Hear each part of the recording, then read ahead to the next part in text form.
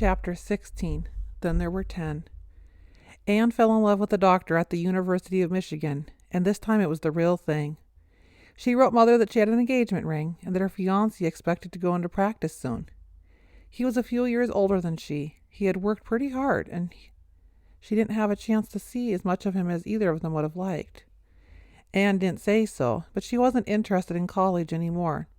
She was interested only in getting married, but she felt she had obligations to the family, and she didn't want to do anything that would upset Mother. She was moody and nervous when she returned home for spring vacation. She spent a good deal of time in her room writing special delivery letters, and she didn't look up any of her friends in Montclair. Mother's nose had turned out as handsomely as she'd predicted, and she was back full-time on the grindstone again. But now she was concerned about Anne, who didn't seem to want to confide in anyone. "I know what it's like," Mother said one night, dropping down beside Anne on her bed. "Goodness knows I went through the same thing when I was engaged to your father. I was in California and he was 3,000 miles away in Boston." "No one knows what it's like," Anne said hopelessly. "Nothing was keeping you from getting married." "Well, I was some older than you," Mother admitted, "and I had already graduated from college, but you've only got a little more than a year to go." "We'd like to get married right away," Anne whispered. She threw her arms around Mother. "Oh, Mother, what am I going to do?" "It'll work out all right," Mother promised. "It sounds selfish, I know that," Anne said, "but that's what we'd like, to get married right away."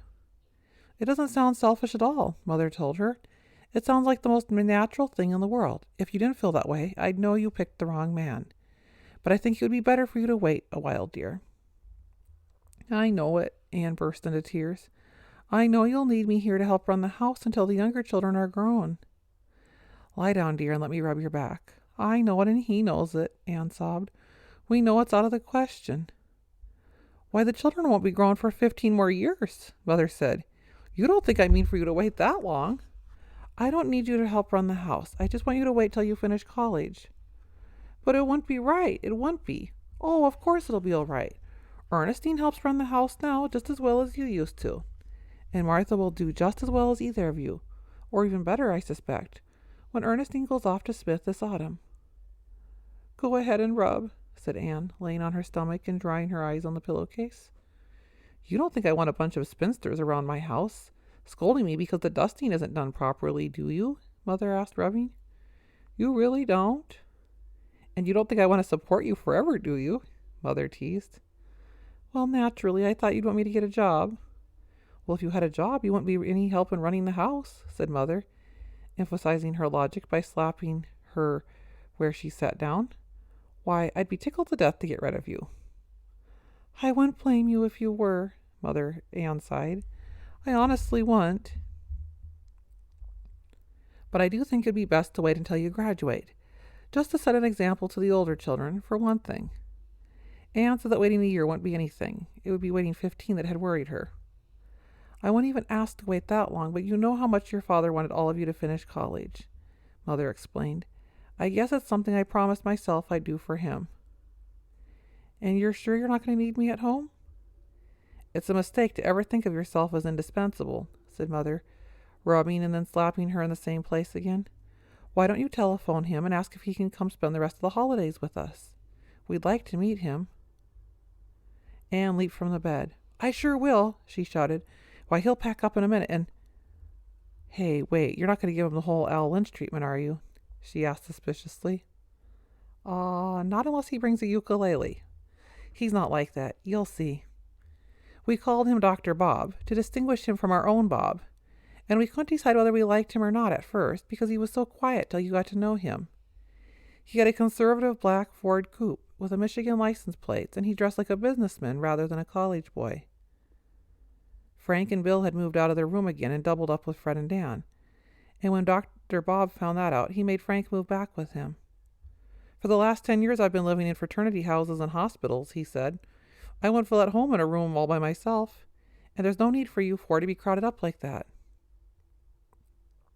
The bathtub maneuver with Frank masquerading as a girl had worked so well on Al, the boys considered trying it on Dr. Bob. But after he relieved the congestion in Fred and Dan's room, they decided to drop the whole idea. It wouldn't work on him anyways, Bill explained. If anyone walked in on him, he wouldn't mind. He'd probably say, "Hey, sis," and go right on washing. Tom stood in some awe of Anne's fiancé, since he was a doctor, although a young one. But the awe was not sufficient to prevent Tom from giving him a piece of his mind one night when he found Dr. Bob sitting at his kitchen table. Tom was particular about the table. It was his office, and it symbolized something that was exclusively his. He ate off it, kept his tools on it, and maintained a bed for 14 under it. Although Tom often cleaned chickens and skinned squirrels on his table, none of us were allowed to place anything unsanitary upon it, especially ourselves. Anne was preparing a midnight meal after the movies, and Dr. Bob was watching from the table when Tom came down from his room to get a pitcher of ice water. "My table," Tom gasped. "Get your hiney off of there." "Don't pay any attention to him, Bob," Anne blushed. "He does that to everybody." "I have to eat my food often there, you know," Tom screamed. "You're not dealing with children anymore," Anne told him furiously. "You go back to your room and be quiet." "I quit," Tom shouted, reaching behind him in a familiar gesture to untie his apron, but finding only the rear of his bathrobe. "Let your mother find someone else to do all the dirty work around here." "Wait a minute," said Dr. Bob, sliding off the table. "I'll sit in a chair. There's nothing to get excited about." Tom seized a dish rag and a bar of soap and scrubbed the table. "I wouldn't mind if I didn't eat here," he kept mumbling. "It's bad enough having members of the immediate family sitting on it." "I don't blame you," sympathized Dr. Bob, who had heard from Anne about Tom's ideas concerning his own illness.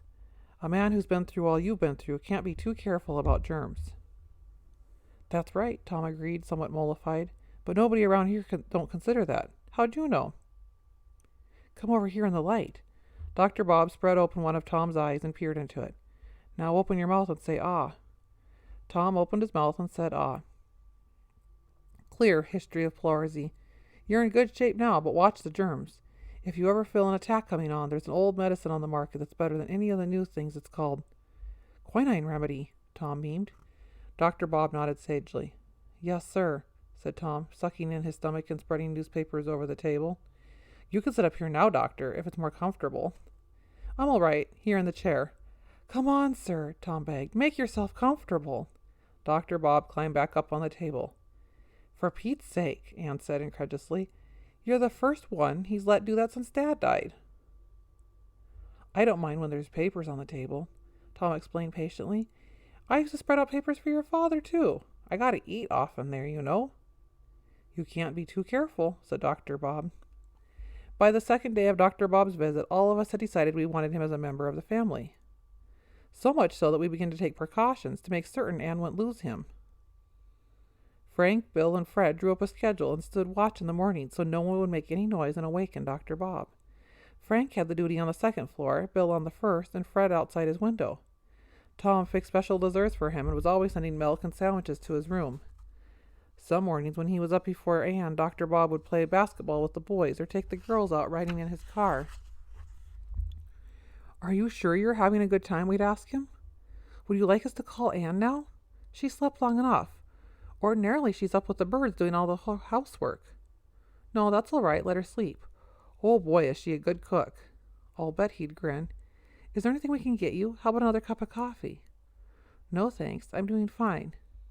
Anne finally complained about it to Mother. "He's going to think we're all dying to get rid of me," she moaned. "Aw, he's got more sense than that," Mother said. "It used to be when I had a fellow over I couldn't get rid of the kids. They'd be all over me or hiding under the sofa, peeking through the keyhole and making loud sounds of kisses every time someone tried to hold my hand." "I know," Mother sympathized. "And your father used to egg them on. I used to speak to them about it."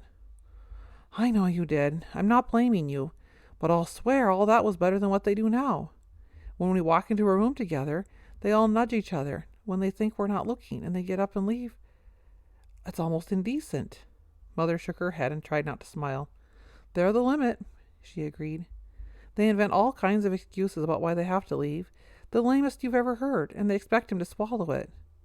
Like, it's high time they taped the handle of their baseball bat, or they better go check and see whether 14 has had her kittens, or they promised Tom they'd help him sift the ashes." "It's hard to be the oldest," Mother agreed. "If Bob and Jane don't get the hint, the others pick him up bodily and carry him out. And then Frank and Bill mumble something about saving electricity and go around switching out the lights. My shins are all barked up from bumping into things in the dark. It just means the children really like Dr. Bob, Mother said. It's a compliment to him, really, dear. But suppose, Anne groaned, he gets the idea that all the business of turning off lights has been going on with every boy I've ever had over the years. Dr. Bob liked children, and he knew how to talk with them. Bob and Jane started following him around the house and wouldn't go to bed at night unless he'd come up and tuck them in. Although he tried to keep them out of the way, they started begging to be taken along when he and Anne went out to the car in the afternoon. Bob would sit between Dr. Bob and Anne in the coop, and Jane would sit on Anne's lap. We were horrified, but the two youngest children wouldn't listen to reason. I give up, Anne told her fiancé on one such afternoon excursion. She adjusted Jane on her lap. Either they're in her hair, like right now, or they're tiptoeing around and turning off lights. I don't mind it either way, her Bob chuckled, except I never saw a house where they had more baseball bats to tape or more ashes. Look, Bobby, he said, pointing out his window. Where's the choo-choo train? Where? Said Bob, leaning across him. Where, Dr. Bob? We just passed it. Look out the back window and you'll see it. Bob stood up in the seat so he could get a better view, and standing on Dr. Bob's thigh. Choo, choo, choo, he said. It's a big son of a gun, isn't it, Dr. Bob? It sure is. At one time, said Anne, I was silly enough to think that by the time I was engaged, I might actually occasionally ride in an automobile without holding children in my lap. I used to have dreams when I was a little girl of sitting up front and having a whole half seat to myself. All to myself. I used to dream. Look, Janie, see the horsey? Where, Anne? I don't see the horsey. We just passed it, said Anne, holding her up so she could look out the back window. Dr. Bob reached over and squeezed Anne's hand. Her diamond solitaire picked up a piece of the sun and sparkled. They were married in September of the following year, after Anne had received her diploma. The wedding was at our house. At Anne's insistence, Mother herself gave the bride away. The minister of our church in Montclair, who was to officiate at most of our weddings, and a dozen or so christenings of Mother's grandchildren, performed the ceremony. The minister had children of his own and a good deal of poise.